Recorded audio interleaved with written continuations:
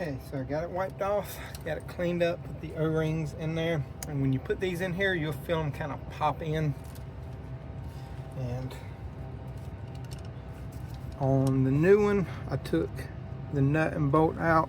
You can kind of see, I left this one in that has the ground strap on it. I'm gonna feed these lines in as I'm putting it on, just because these right here, they're a little stiffer than the old ones and all that stuff. And on mine, like I said, the red ones, they're gonna go to left side, and green ones are gonna go to the side that you're seeing. But they both have to feed around the bellow right here, just so you can get them to come in and go the right way. You can do these one at a time or try to do them both, however you want to try to do it.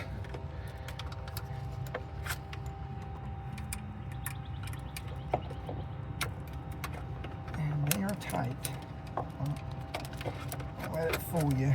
They are super tight.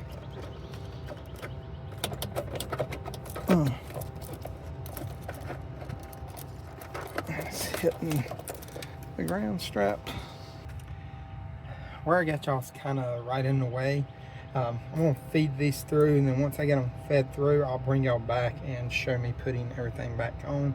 But one little tip is make sure that the O-ring where the fill port is kind of lubed up so it slides in really easy. I know I should show y'all putting this in like with the lines. It's just I'm gonna be all in the way, and I gotta get my hands in there. Y'all not gonna really be able to see anything anyway. Alright, so I just got the bolts kind of started. I still got to torque them down. I got to thread that one down just a little bit more.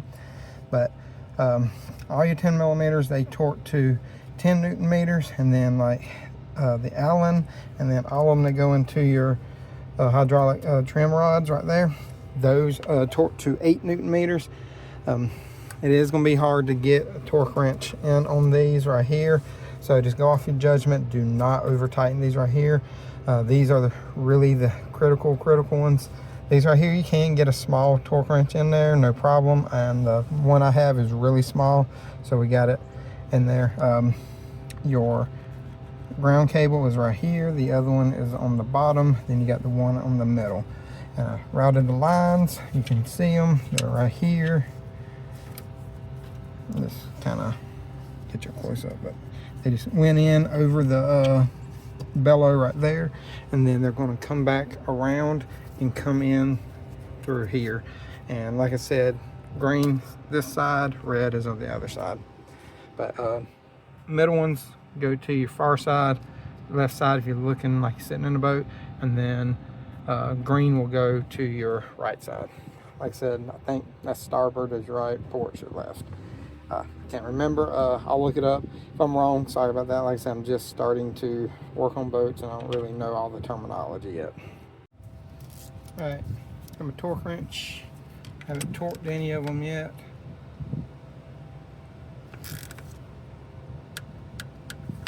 It says go in a crisscross fashion.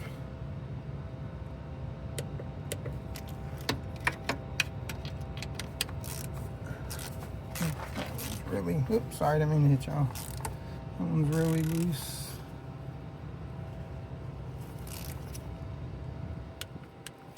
Let's do this bottom one right there. That one's probably a little looser too.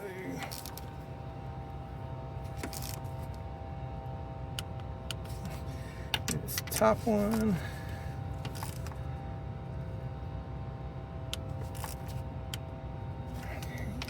This last one. Oh, that one's loose.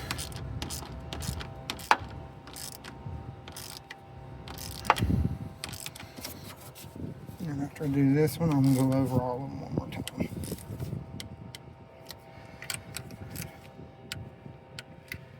One, two, three, 4, 5, and 6. All right, now I'm going to tighten these up and go ahead and start running my lines to my my trim rods. All right, so we got all the lines on, we got them routed, and what you can do if you want to, you can move it back and forth, make sure nothing binds up and all that good stuff. Just make sure everything's out of the way. Only thing I got left to do is to fill it up. Fill port is over here, and fill it up till it reaches the neck. And then after you do that, you're going to release your unit, let it come down, and then you're going to go in and you're going to trim it up and down several times. Come back out here, check the fluid level and add it, and do that. You just repeat that several times, and what it does is it allows for the fluid to go through the cylinders and all that, and it bleeds out the air.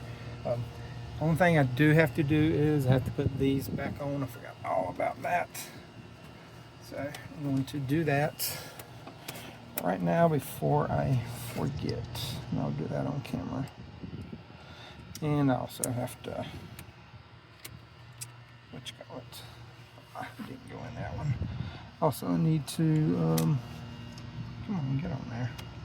I can do it blind without moving y'all, but also I have to clean up all the lines and junk like that.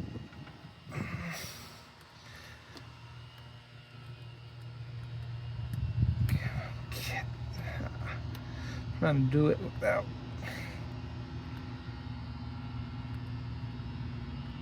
Come on, get in there. I'm gonna have to move y'all and do it.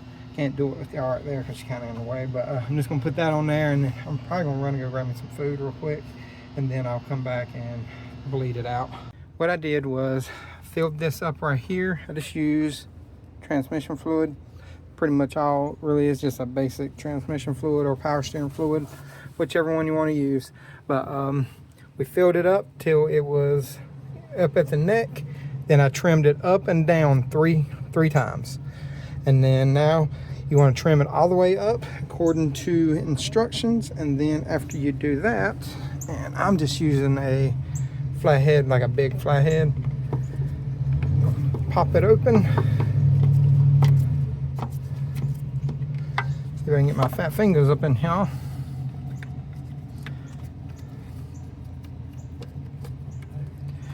And then we're going to fill it up, and we're going to repeat the process. Do that 3-4 times, whatever it takes, until it stops getting low. So I got this little transfer pump right here. Works great. Pushes it in there. It pushes in there pretty quick, so it will overflow really quick. But I saw them pretty much doing it's just trimming it up and down after I fill it up each time. But just make sure that it is full every time you do it, and then go up and down about 3 or 4 times. Bring it back up, check the fluid. I'm just going to keep doing this until the fluid stays full, and then after we do that, I'll come back, close out the video. So I got it all bled out now. Took 4 times of doing it up and down 3 times. That makes sense. So what I did, lowered it down, up, and back up. Checked it, filled it up, lowered it down, up, checked it. Did that 4 times. And the 4th time, or after the 3rd time, I put it in and lowered it down and up. Come out here, and the fluid was still up here near the fill cap. So it took me pretty much 3 times of bleeding it, and then on the 4th try it stayed full. But like I said, I only used just automatic transmission fluid. It calls for power steering fluid, transmission fluid, either one, and what come out of it was the same thing. But I just wanted to give y'all something different content wise. And like I said, this is a Volvo Penta. This is putting this trim actuator cover on here and the new lines, and that's pretty much how we did it. It took me roughly 3.5-4 hours for my first try. Next time I don't think it would take as long, but for the first try it took me about 4 hours. I do have a few more things I have to do to this. We're doing like a service on it. We're doing change out the fuel pump assembly and stuff like that. I may even do a video on that too, just so y'all can see that. Don't know, but we'll see tomorrow because it's starting to get end of the day today, and this was pretty much what I did for the last part of my day. But if you got any questions, comments, concerns, let me know in the comment section. I know it's the first time doing boat stuff. Let me know how I did. If y'all got any tips or tricks for doing one of these, if you ever done it, let me know. Or if y'all know any good like boat service sites or stuff like that for anything. It's very limited that I've found. So if any help, I would greatly appreciate it. But y'all know what to do. Hit all the buttons. If you didn't like it, let me know why. Check out my other videos. I might have something that you do like. Nothing boat related yet. This is the first thing. But, you know, just check it out. Let me know what y'all think. And like always, torque this tight. Y'all have a great day.